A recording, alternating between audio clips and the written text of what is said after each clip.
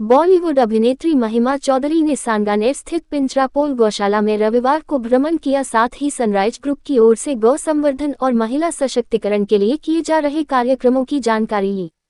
महिमा चौधरी का स्वागत सनराइज ग्रुप के डायरेक्टर डॉक्टर अतुल गुप्ता और हैनीमैन सोसाइटी की सचिव मोनिका गुप्ता ने पुष्प भेंट कर किया। इसके बाद महिमा ने गौशाला में पंचगव्य से निर्मित उत्पादों और ऑर्गेनिक खेती से प्राप्त जैविक उत्पादों की जानकारी ली। उन्होंने गायों को गुड़ रोटी खिलाकर गौमाता का आशीर्वाद लिया।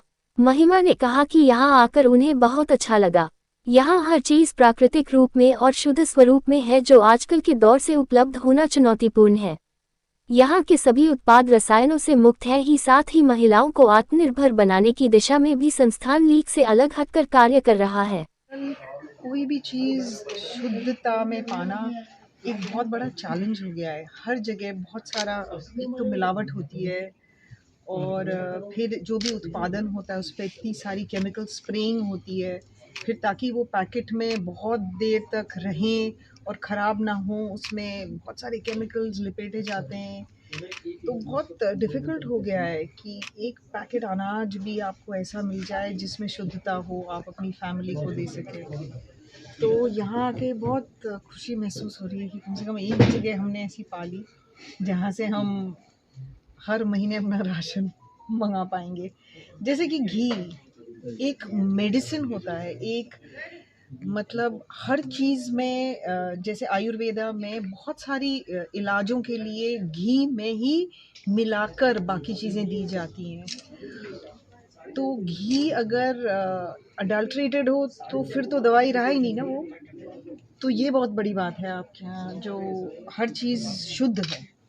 और दूसरी बड़ी बात है कि हमारी औरतें जिनके पास रोज़गार नहीं था, आप उनके साथ मिलके इतना बड़ा कारोबार आप, मैं तो यही प्रार्थना करती हूँ कि ये कारोबार बहुत बड़ा हो जाए और आप देश विदेश में और पूरे देश में हमारे यहीं से मतलब ऑर्गेनिक सामान जाए। बिल्कुल तो लाख की चूड़ियाँ भी आपने देखी, क्योंकि राजस्थान की एक अलग पहचान है। हाँ।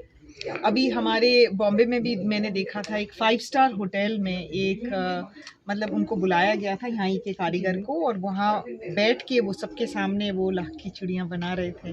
तो बहुत अच्छा लगता है कि एक जो कला है उसको ज़िंदा रखने के लिए सब तरीके से लोग कोशिश कर रहे हैं, आप भी कर रहे हैं। और हमारे बॉम्बे में भी मैंने देखा कि यहीं से उन्होंने बुलाया था।